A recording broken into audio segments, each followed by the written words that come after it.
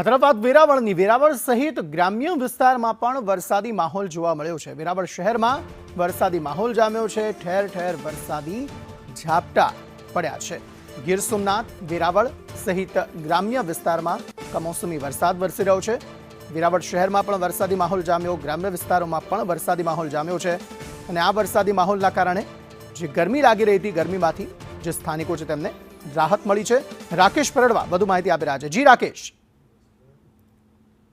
છેલ્લા એકાદ સપ્તાહથી અસહ્ય ઉકળાટ હતો અને ક્યાંક ને ક્યાંક કમોસમી વરસાદની આગાહીઓ પણ હતી। આજે વહેલી સવારથી જ વેરાવળ શહેર તેમજ આજુબાજુના વિસ્તારોમાં વાતાવરણમાં અચાનક પલટો આવ્યો હતો અને ભારે પવન સાથે વરસાદ વરસી રહ્યો છે। જે અસહ્ય ઉકળાટ અને ગરમી હતી તેમાં હાલ તો લોકોને ક્યાંક ને ક્યાંક રાહત મળી રહી છે, પરંતુ જે કમોસમી વરસાદ છે તે જગતના તાત માટે ક્યાંક ને ક્યાંક નુકસાનકારક પણ સાબિત રહ્યો છે। મગ સહિતના જે પાક છે તેને નુકસાનની ભીતિ સેવાઈ રહી છે। વાતાવરણ છે જગતનો તાત પણ ચિંતિત બન્યો છે, તો બીજી તરફ જે સામાન્ય લોકો છે તે અસહ્ય ગરમીમાંથી છુટકારો મેળવી રહ્યા છે। અંકિત, આભાર સમગ્ર માહિતી આપવા માટે।